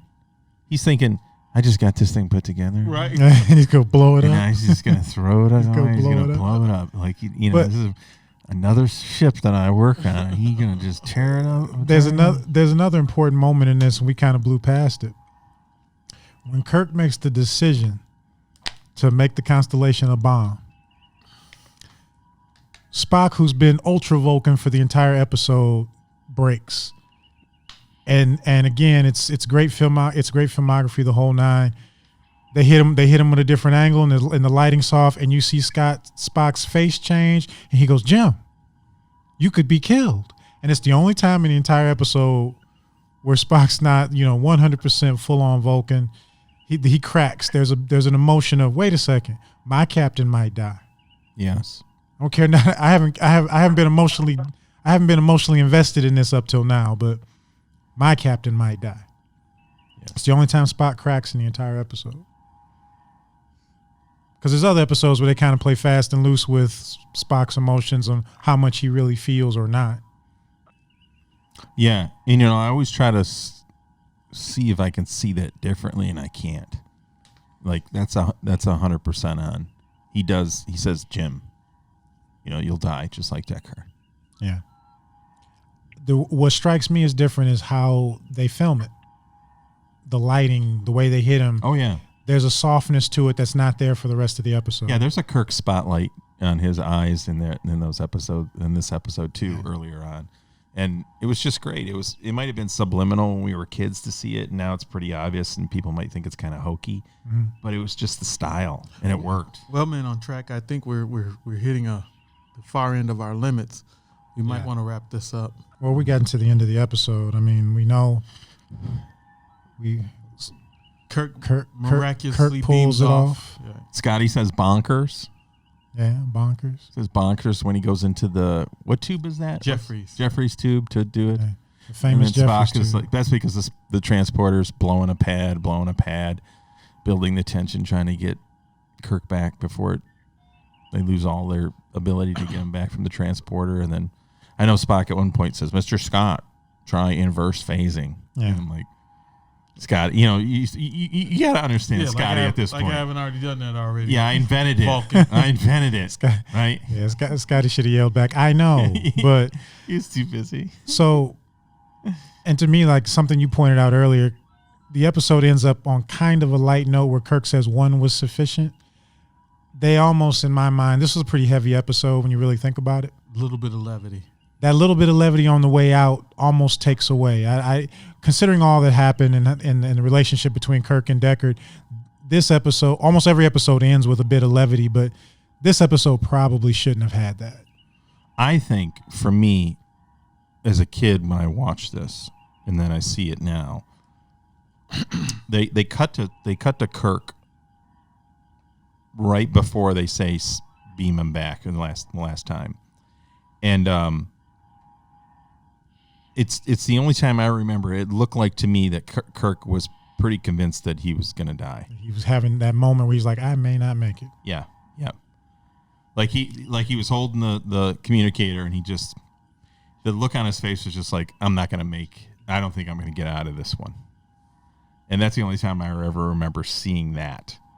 Well, at the end, when Spock mentioned that Decker is one of his friends and how he would write the report, that is a part of Starfleet where the captain is without a doubt responsible.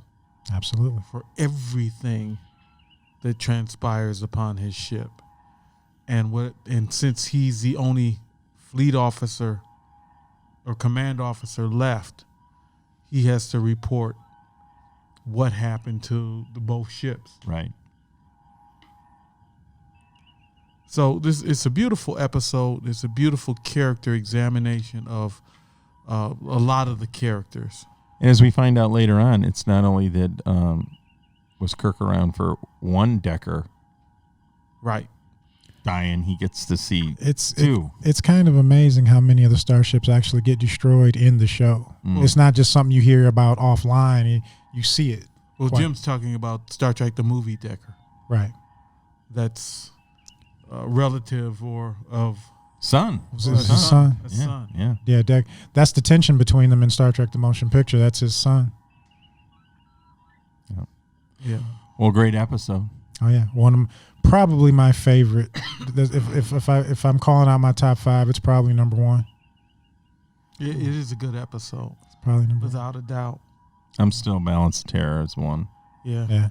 So and then Doomsday, it's probably top. It's in my top 10. Top 10. I was doing some reading. It consistently makes the top 10. What's remarkable? People argue about its position. What's remarkable? There's so many good episodes. Right. Yeah. I agree. There's so many good episodes that you could go through and just enjoy over and over again. The writing is top notch. Now that they've redone the special effects is good. I don't like the set for the Galileo. I think it looks a little sparse, but it's 1960. You get what you get. Well, you got to focus on the actors and not all the black and lights. So yeah. No. And to me, actually, I disagree to a point. It's a shuttlecraft. It's a utility vehicle, and it looks like pickup one. Truck. It's a pickup truck. It looks like one. Yeah. It's not a fighter. It's not anything. If we're not transporting down, we're jumping in the SUV and we're going down this way. SUV has more amenities. That's right. Well, yeah, the shuttlecrafts are sparse. I got at least cup holders. The shuttlecraft is sparse. Yeah. Yes. It's not even. They're not even. I don't think there's arm. No, there's no armrests. So. No. If not for inertial dampener, shuttlecrafts wouldn't work. But it's 1960. It's 1966. What do you expect?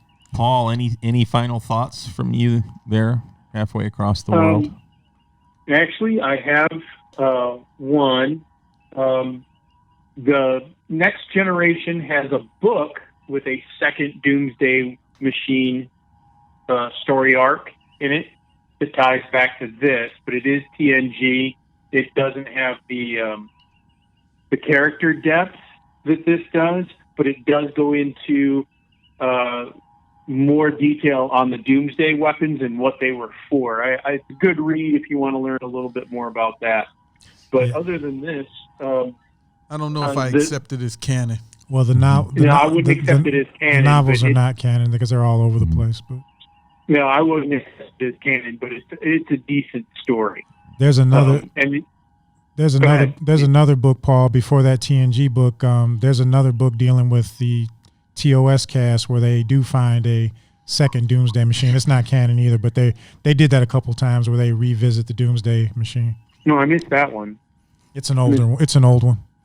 Hey, Paul, thanks for the last minute jump on there. We Yeah. enjoyed having you. Will you come back? Paul, will you come back? Oh, can you guys hear me? Yeah, I can hear you now. Yeah. There we go. Yeah, I certainly will. Thank you. All right. All right. From So another. Captain Jim or Admiral Jim, Yeah. Admiral Redshirt Keith, and Commander Dystra. we all got promoted during this episode. That's fantastic. Yeah, another Men on Trek in the bag, and hope everyone enjoyed it. And Paul Atriedes. If you're enjoying, Paul Atriedes.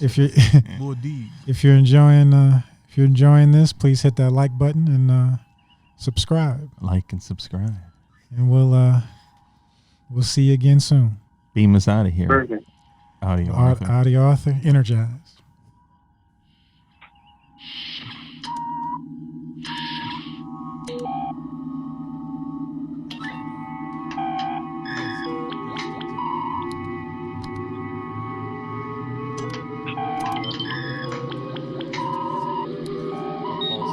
No, I'm here. I'm here, guys. I was just doing that to make sure that you guys are all.